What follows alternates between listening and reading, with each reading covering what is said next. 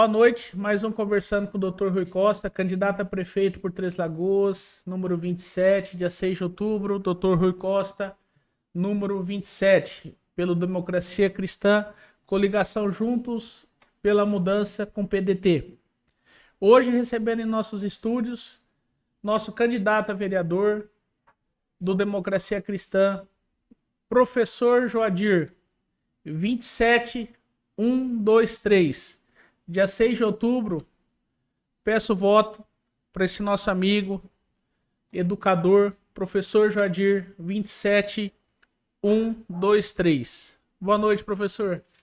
Boa noite, doutor. Agradeço imensamente o convite, não só por estar aqui hoje, mas principalmente por poder fazer parte do Democracia Cristã. Prazer é todo meu. E poder estar com você nessa jornada, e eu tenho certeza que nós faremos um excelente trabalho para nossa Três Lagoas. Professor Joadir, o prazer é todo meu. Eu quero que você se dirija ao seu eleitorado nessa Câmara. Se apresente para o eleitorado treslagoense. Quem é o professor Joadir? Maravilha. É interessante que nesse período vocês poderão conhecer um pouco mais da essência do professor Joadir, principalmente a essência do Joadir, até mesmo quando não era professor. Eu nasci em Ariquemes, Rondônia, na qual eu fiquei até os meus 5 anos de idade. Eu sou filho de Antônio Ferreira, na época trabalhava na roça, na colheita de cacau, e a minha mãe também contribuía nesse período. Durante um período muito complicado relacionado à malária, nós fomos para Miranda, na qual ficamos mais um ano, e buscando oportunidades de emprego, a minha família veio para Três Lagoas, na qual nós sempre tivemos ali boas referências em relação ao mercado de trabalho. Doutor, chegamos aqui com apenas um colchão e um fogão. Apenas isso. Meu pai iniciou seu trabalho em uma olaria e a minha mãe como doméstica. E o mais interessante é que desde pequeno, muito novo, a gente começou a ver tudo aquilo ali, a gente entendia a nossa realidade. Sim. Mas principalmente nós entendíamos que nós poderíamos mudar aquela realidade.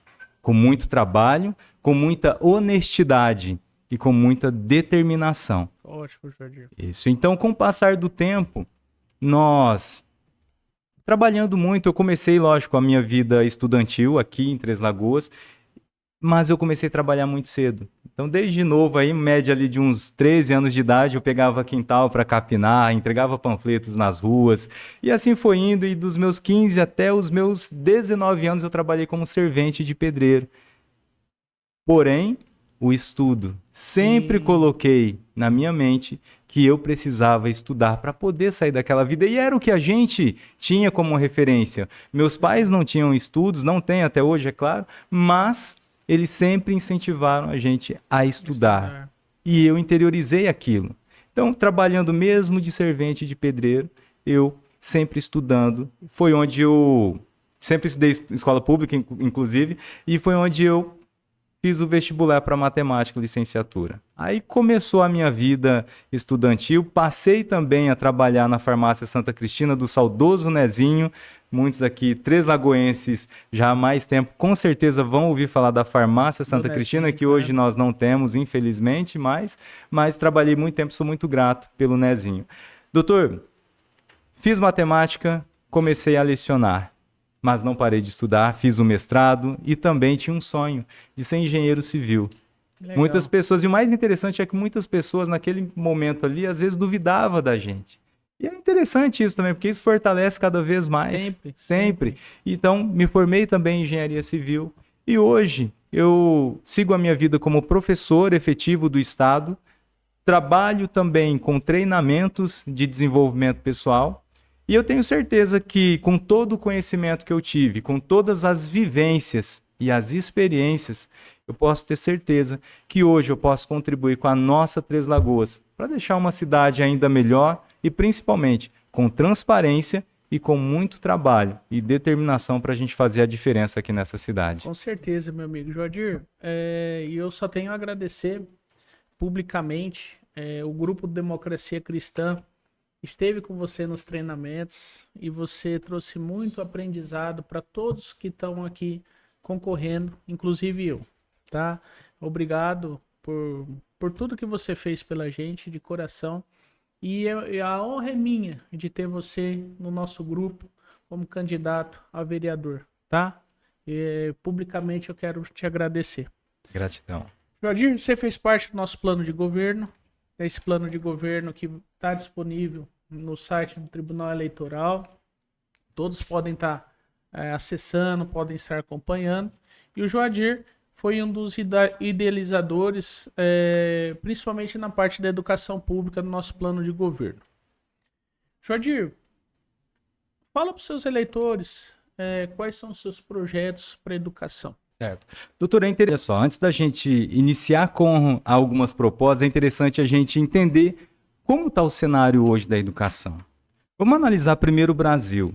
Segundo uma pesquisa da The Economist, em 2012, o Brasil ocupava a penúltima colocação no ranking, disputados entre 40 países. E olha só que interessante, no caso penúltimo, isso em 2012. Foi feita uma pesquisa mais recente, se eu não me engano foi em 2024. 2024 foi feito novamente, caiu para a antepenúltima posição. Ou seja, em 12 anos, nós subimos uma posição no ranking. Muito triste. O que está acontecendo? Então a gente precisa entender que a educação não vai bem. Hoje nós temos algumas provas que medem a proficiência dos nossos alunos, que é o IDEB. Inclusive, vale ressaltar que o MEC, ele desconhece essa pesquisa. Por que reconhece? Porque, é claro, não é viável para o MEC um dado negativo. Mas vamos entender que se nós analisarmos as nossas crianças que saem da escola, eles não sabem ler e escrever de fato. Com certeza.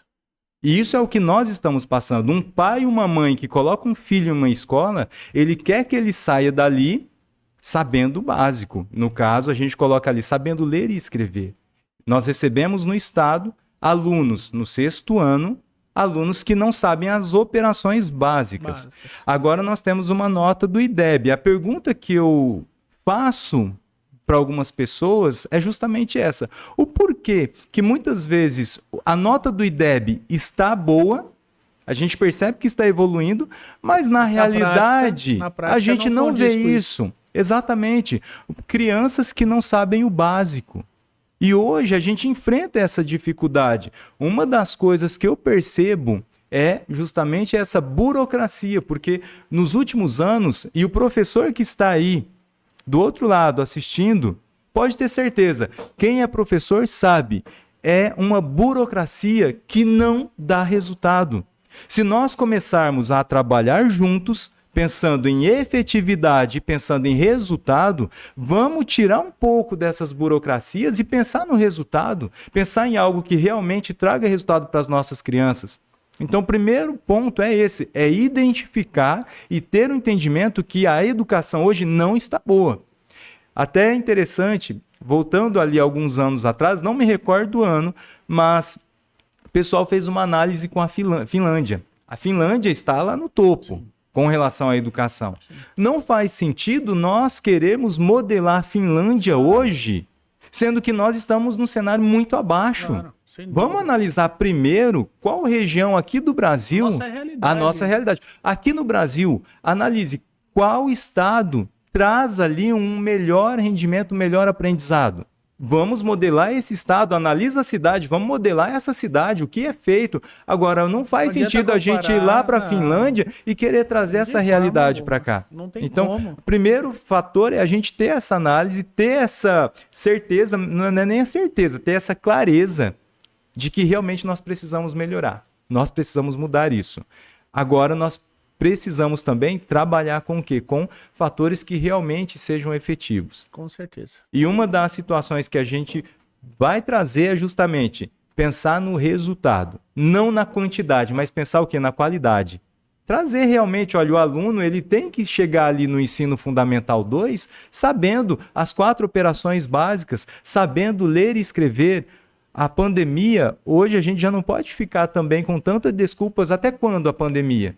Sim. São feitos projetos, são realizados projetos que talvez não sejam efetivos. Então vamos rever isso. O que eu vejo hoje é que as pessoas que inventam alguns projetos, eles empurram de goela abaixo para dar certo. E quem sofre são os professores. Por quê? Porque ele quer, não tem que dar certo, não é um teste, tem que dar certo do jeito deles, mas muitas vezes não foi consultado o professor para saber. E aí, ouviram os professores para saber o que eles podem contribuir? Quem que está na realidade da sala de aula? Então a gente precisa ter essa coerência aí em relação a pensar nos resultados e, é claro, trazer também algum projeto de reforço, mas que seja efetivo. Hoje nós podemos trabalhar com parcerias, até mesmo com a UFMS, que tem licenciaturas aqui, tanto em letras quanto matemática. Então, vamos trabalhar com essas parcerias, alguns projetos efetivos, e principalmente o que eu trago também é a questão do empreendedorismo nas escolas. Hoje, muitas pessoas entendem que o aluno ele tem que sair da escola e ir para uma faculdade, especificamente, tem que ser dessa forma. E eu fui condicionado a isso, mas nem toda pessoa quer fazer um nível superior. E tem alunos que estão ali que têm uma mentalidade empreendedora fantástica. E por que não trabalhar isso nele? E nós não temos nenhuma escola politécnica. E no nosso plano de governo está a construção de uma escola politécnica para Três Lagoas. Faço questão. Isso é uma promessa de campanha também. Perfeito, doutor. Olha só, e uma das coisas, eu sei que eu sou entrevistado, mas eu também quero te fazer uma pergunta. Claro. E acredito que os professores que estão vendo, que estão assistindo esse vídeo, também ficam curiosos em relação a isso. Hoje, o que nós vemos é uma desvalorização no sentido do professor. Eu vi uma reportagem que dizia assim: Mato Grosso do Sul é o estado que mais, ou melhor, é o estado que melhor paga o professor, porém é o que tem o pior resultado. Ou seja, uma reportagem dessa não está trabalhando em sintonia ou pensando em um trabalho em equipe juntamente com os docentes, porque o que ele está fazendo? Está jogando a população, está jogando os pais contra o professor. E o professor, hoje nós estamos vendo que é uma redução de pessoas com interesse em fazer uma licenciatura. Com certeza. Poxa, vamos valorizar o professor. Em 2019, eu estava na direção adjunta da Escola Afonso Pena.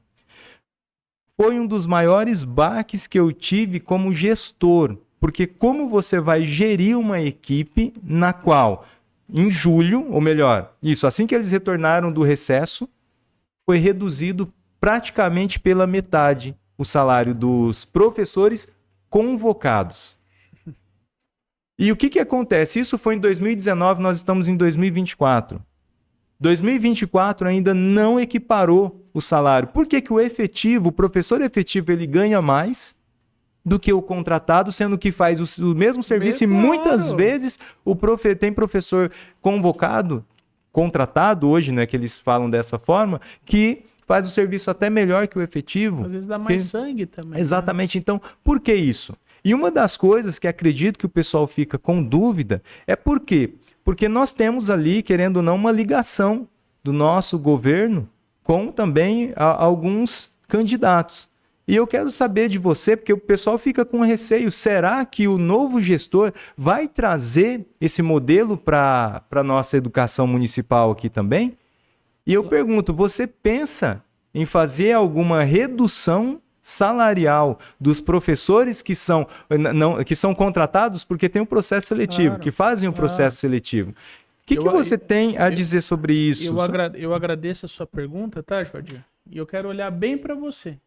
Eu sou filho de educadores, neto de educadores. Dr. Rui Costa vai olhar por você, professor. Vai olhar por você, atendente de educação. Os atendentes de educação pediram redução da carga horária, eu entendo que é válido. Nós colocamos no nosso plano de governo. E o professor, Joadir, um médico, um engenheiro, um advogado, ele sempre teve um professor. Desde a educação infantil até a graduação. Todos passaram por um professor. É um absurdo você me falar isso em relação a um contratado ganhar menos do que um concursado. O trabalho é o mesmo. equiparação de salário sempre. Contratados não precisam se preocupar. Não irá haver demissão em massa, porque assim, já espalham fake news, o Dr. Rui assumir, vai demitir os funcionários. Não existe isso. Nós iremos trabalhar cada vez melhor e cada vez mais valorizando esse educador. Desde o começo, quando o Joadir me ajudou a montar esse plano de governo, eu falo aqui publicamente. O outro candidato, quando vocês votam em um candidato como o meu adversário, ele já entra numa prefeitura já com os cargos prontos, indicados, preparados. Nós, Joadir, nós temos autonomia. Se dia 1º de janeiro nós assumirmos o governo dessa cidade, eu, como prefeito, vou ter autonomia. E você é meu secretário de educação. Eu já fiz esse convite para você. Se dia 1º de janeiro nós assumirmos, você terá a incumbência, falando por mim, você terá a incumbência de valorizar a sua classe, valorizar o professor. Isso eu faço questão. É questão de família, é questão de honra. Tá? Eu ficaria muito triste se algum dia eu sair de uma prefeitura e um professor falar que ele foi desvalorizado na minha gestão. Isso é honra, isso é questão, isso é promessa. E obrigado por ter aceitado o meu convite e estar aqui junto comigo para nós fazermos essa prefeitura, essa educação, uma educação de qualidade. Porque uma educação sem um professor bem remunerado, bem treinado, bem acolhido, não sai nada. E um atendente de educação também. Quando a gente fala numa escola, a gente tem que incluir o atendente. Nós temos que incluir a pessoa da limpeza. Nós temos que incluir a merendeira. Nós temos que incluir o tiozinho que cuida das crianças, que abre o portão. Nós vamos trazer a guarda municipal para ficar dentro da escola. É isso que é administrar. Isso que é administrar o dinheiro da educação. Doutor, ele tem um outro ponto que é interessante a gente analisar, porque quando você trabalha a educação, você tem uma economia também na questão da segurança. Porque pode ter certeza que quando nós temos alunos que realmente eles se sentem valorizados ali na escola, que estão tendo um aprendizado, pode ter certeza que a mentalidade vai ser diferente e a criminalidade também vai reduzir. Com porque certeza. aquele nosso aluno que ele não vai bem na escola, que às vezes ele não se sente ali pertencente daquele ambiente, ele sai dali e com certeza, no mundo ali sem perspectiva nenhuma, acaba entrando no mundo do crime, porque acaba sendo fácil, uma presa fácil ali para toda a criminalidade que existe aí em todo lugar deste mundo. E, Jorge, quando a gente fala de educação, a gente entra o esporte, entra assistência social, entra várias outras secretarias junto. Exatamente. Em nosso plano de governo, nós criaremos a Secretaria das Crianças com Necessidades Especiais. Nós iremos tirar da Secretaria de Educação, Saúde e Assistência Social, criar uma pasta só para essa criança com necessidade especial. E hoje em dia, você sabe, como educador, é uma demanda grande, é uma demanda que os pais necessitam. Então, a gente tendo uma pasta específica para isso, eu acho que vai melhorar muito em relação ao atendimento dessa criança com necessidade especial. Certeza. Então, esse é um fator que nós vamos lutar junto também, tá? E o que acontece? Quando você fala de educação, igual você falou de criminalidade da criança, aí entra o esporte também, né? Aí entra o esporte também. E o esporte, o que acontece?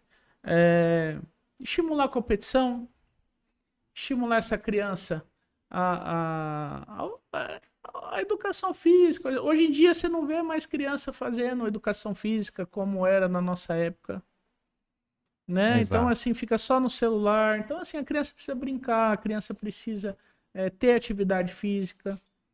E a nossa ideia, o que é também, Jordir? Você faz parte disso, eu queria que você falasse. A gente tentar implantar uma educação integral em Três Lagoas. Quando nós falamos de educação integral, o outro período da criança não é as matérias tradicionais. É música, é teatro, é esporte, plantar uma horta, plantar uma árvore, fazer atividades extracurriculares, inglês, línguas, sabe? Eu acho que tudo isso vai trazer muito crescimento para essas crianças, né? Você é professor do estado, eu sei que no estado a gente não consegue intervir tanto, mas nas escolas do município com certeza. Sim. Mas nós trazendo, a gente trazendo uma educação linda que a gente sonha, que nós não é só sonho, nós vamos colocar em prática, com certeza o estado em parceria também vai querer introduzir. É importante essa parceria. Com certeza. É importante. E quando você fala dessa educação, muitas pessoas confundem mesmo. E alguns modelos de educação em tempo integral, escola em tempo integral, realmente fica maçante, porque o aluno ele vai de manhã, ele sai à tarde, mas é o dia inteiro com matérias, sempre ali escritas e tudo mais. E quando você traz essa possibilidade do período contrário, ele ter o esporte, aí eu acrescento aqui também a cultura, que é muito importante, claro. E inclusive é uma das outras pautas que a gente vai trabalhar em cima, porque aqui em Três Lagoas nós percebemos uma desvalorização imensa com relação aos artistas locais. Com certeza. Então, o objetivo também, doutor, é valorizar, porque aqui nós temos excelentes artistas. Eu, durante muito tempo da minha vida, eu fiz apresentações e faço uma vez ou outra, quando possível, inclusive faço trabalhos voluntários. Então, muitas escolas municipais aqui eu fui. Inclusive, teve período que eu enviei projeto para a prefeitura, eu sequer tive um retorno e eu achei um absurdo, porque era um projeto que veio uma verba para ser disponibilizada para a cultura aqui de Três Lagoas. Preenchemos em um Google Forms, eu já achei ali um absurdo, porque, poxa vida, um Google Forms, sendo que para a prefeitura não poderia ser feito em uma outra plataforma que traga mais transparência, porque a gente precisa de transparência. Eu preenchi, coloquei tudo como seria feito, eu sequer tive uma resposta. Alguns dos colegas artistas ainda fizeram, mas é importante a gente trazer essa transparência. Coloca ali qual vai ser o critério de avaliação. Então, você que é artista local, você vai lembrar. Qualquer evento que a atual gestão faz, eles discriminam vocês. É feito um palco para o artista principal que ganha milhões, sei lá quantos mil da prefeitura. Vocês são proibidos de subir nesse palco que o artista vai cantar. É feito um palquinho lá do lado para vocês se apresentarem. Isso é valorizar? Isso é valorizar o artista local de Três Lagoas? Pensa no que eu estou falando. Você que é artista local. Isso não é valorizar, não. Valorizar é colocar você, que é da cidade, lá no mesmo palco que o artista principal vai cantar. Valorizar é deixar um dia especial com um artista local. Não é que eu sou contra. Nós iremos manter todas as festas que o atual gestão faz, mas com maior valorização para o artista local. Doutor, e nós temos excelentes artistas aqui em Três Lagoas. Então nós temos, e realmente a gente percebe essa desvalorização da parte deles, e é algo que a gente pode trazer. E é claro, implementando alguns projetos relacionados à cultura nas escolas, esporte, cultura, com certeza a gente vai ter ali um resultado ainda melhor, não pensando somente em quantidade. Com certeza. Que infelizmente hoje é quantidade. Quando eu vejo o pessoal falando ali das notas do IDEB, aquela coisa toda, a gente percebe algumas situações, mas não é isso que está chegando. Não sou eu quem estou falando apenas. Eu trabalho na educação há 14 anos. Então eu tenho autoridade para falar sobre isso. E há 14 anos é o que nós mais vemos. Pessoas que chegam do Fundamental 1 para o Fundamental 2 sem as habilidades e as competências que deveria ter para estar naquela série. Por que não trabalhar isso? Porque a criança, o adolescente, ele tá indo para a escola por obrigação. Ele precisa ter a presença lá para a mãe ganhar o Bolsa Família, para fazer alguma coisa. Ele vai para a escola sem estímulo. Exato. Não é só culpa, não é só o professor. O professor tá ali. Criança gosta de estímulo, Joadir. Criança gosta de se sentir importante naquele local. Joadir, na nossa época tinha competição entre as escolas, hoje em dia não tem mais nada. Era totalmente diferente, na verdade. Era gostoso, eu quero trazer isso de volta para a cidade. Disputar escola com escola. Sabe? Ter uma competição de xadrez, uma competição de natação. Nós não temos uma piscina para as crianças. Nós não temos nada. Acabou. Doutor, A criança, nós já fomos estudante. Se você for para a escola, aquela aula de matemática, você é professor de matemática, a matemática é chato pra caramba. Você fica lá, x mais y, z, a criança fica... Não sai. Então a criança precisa gostar da matemática, a criança precisa gostar da história, da geografia. Então nós precisamos trazer a essência de novo da criança. Exato. A criança ter vontade de estar ali dentro, não uma obrigação. E uma das coisas que eu também quero até pedir para você, enquanto prefeito aí da nossa cidade, é olhar mais também o material didático dos nossos professores. Tá, por quê? Exatamente. Por quê? Hoje o que nós vemos também são professores, isso da rede municipal, não estou falando da rede estadual, porque tem uma diferença muito grande. Então eu trabalho na rede estadual, mas eu tenho muito conhecimento sobre a rede municipal.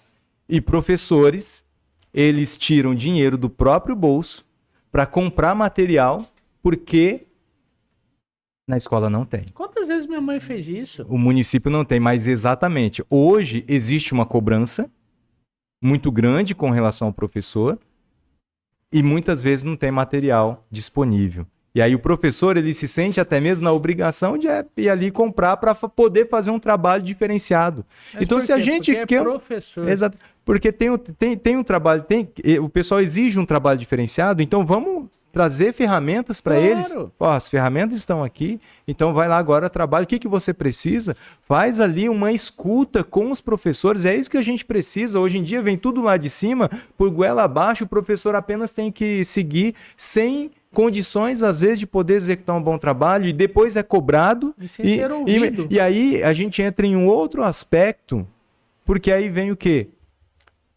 O mental do professor, o emocional, e aí, como é que fica? Hoje o que nós mais vemos são professores tirando licenças porque às vezes não estão bem emocionalmente. Mas por quê? Porque vem a pressão, vem essa burocracia que eu acabei de falar. Então vamos trabalhar mais pensando no resultado, vamos deixar o professor trabalhar, vamos dar as condições para ele, vamos desburocratizar um pouco mais a nossa educação.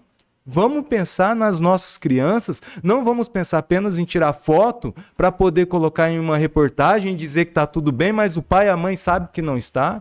Não é todo pai, não é toda mãe que às vezes tem condições, tem conhecimento e até mesmo tempo para pegar o seu filho, a sua filha, e ir lá depois e rever tarefa de casa, embora é obrigação do pai e da mãe, sim, mas nós sabemos que não, porque muitas vezes o pai e a mãe têm 2, 3 empregos aí para poder sustentar. E às vezes muitos pais e mães nem estudo tem também. Exatamente, aí entra o outro fator, exatamente, porque não tem conhecimento. Claro. Eu mesmo, eu fui em uma reunião da minha filha estuda em uma escola pública.